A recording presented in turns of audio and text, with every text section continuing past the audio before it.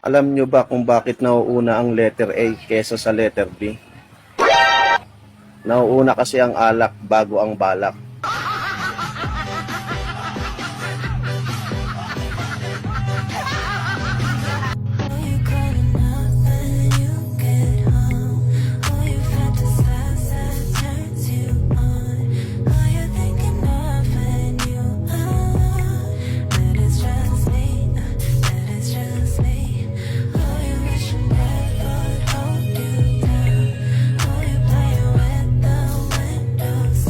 May tanong ako.